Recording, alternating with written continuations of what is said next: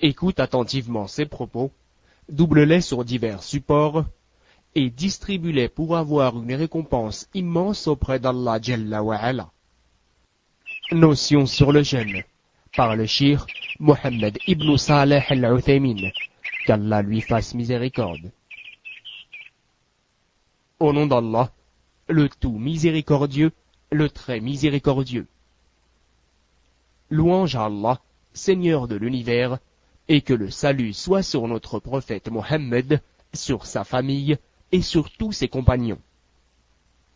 Voici quelques brèves notions sur le jeûne, sa position juridique, les différentes catégories de personnes face au jeûne, les choses qui l'invalident et d'autres informations utiles. Premièrement, le jeûne. C'est un acte d'adoration voué à Allah qui consiste en l'abstinence de toute chose l'invalidant dans la période allant de l'aube jusqu'au coucher du soleil. Deuxièmement, le jeûne est un des piliers de l'islam. Le jeûne de Ramadan est un des principaux piliers de l'islam, selon la parole du prophète alayhi salatu wassalam, qu'Allah le bénisse et le salue, je cite, « L'islam est bâti sur 5 piliers. L'attestation qu'il n'y a d'autre divinité digne d'adoration qu'Allah, et que Mohammed est le messager d'Allah. L'accomplissement de la prière rituelle, l'acquittement de l'aumône légale, zakat, le jeûne du mois de Ramadan, le pèlerinage à la maison sacrée. Les catégories de personnes face au jeûne. Première catégorie. Le jeûne est une obligation pour tout musulman adulte ayant atteint l'âge de la puberté, sain d'esprit, qui en est capable physiquement, et résident, c'est-à-dire non-voyageur. Deuxième catégorie. Le non-musulman n'est pas tenu de jeûner et il n'a pas à rattraper le jeûne s'il venait à se convertir. Troisième catégorie. L'enfant impubère n'est pas tenu de jeûner, par contre, on peut l'inciter à le faire pour qu'il s'y habitue. Quatrième catégorie. L'handicapé mental ne jeûne pas quel que soit son âge et ne doit pas faire manger un nécessiteux. Il rentre dans la même catégorie que la personne âgée sénile et la personne qui n'est pas saine d'esprit. Cinquième catégorie. Celui qui est incapable de jeûner à cause de la vieillesse ou d'une maladie incurable, celui-ci est tenu de faire manger un pauvre pour chaque jour de jeûne manqué. Sixième catégorie. Le malade dont on espère la guérison ne jeûne pas si cela lui est pénible, mais il compense après sa guérison par un même nombre de jours de jeûne. Septième catégorie. La femme enceinte et la nourrice, si le jeûne leur est pénible à cause de la grossesse ou de l'allaitement, ou par crainte pour la santé de leurs enfants, peuvent ne pas jeûner. Elles compensent alors les jours perdus une fois que le jeûne leur sera devenu plus facile et qu'elles ne craignent plus pour leurs enfants. Huitième catégorie. Les femmes en période de menstrue ou post-natale n'ont pas à faire le jeûne et elles sont tenues de récupérer les jours manqués après leur période. Neuvième catégorie. Celui qui est dans l'obligation de rompre le jeûne pour sauver quelqu'un de la noyade ou d'un incendie, qu'il le fasse. Il compensera ce jour par la suite. Dixième catégorie. Le voyageur a le choix entre jeûner ou non, mais il est obligé de compenser les jours manqués, que le voyage soit occasionnel, exemple la Umrah, ou en permanence, comme les chauffeurs routiers, les chauffeurs de bus ou de taxi. Ceux-ci peuvent rompre leur jeûne s'ils le désirent, tant qu'ils se trouvent dans un pays étranger. Exception à la règle. Il n'est pas considéré comme nul le jeûne de celui qui le rompt par oubli, par ignorance ou par contrainte, selon la parole d'Allah, qu'il soit honoré et glorifié. Seigneur, ne nous châtie pas s'il nous arrive d'oublier ou de commettre une erreur. Sourate la Vache, verset 286.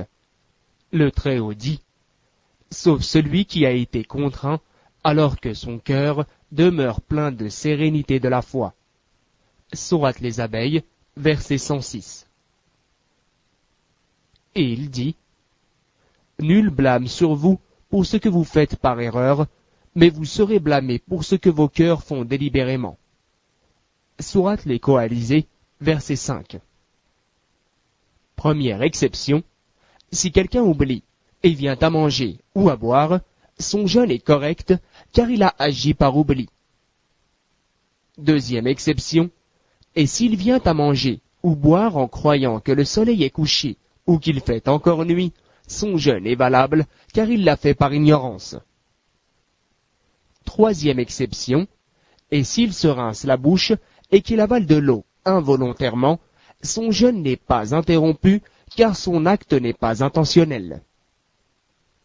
Quatrième exception, et s'il se lève le matin en état d'impureté rituelle, janaba, son jeûne est correct car il a agi contre sa volonté.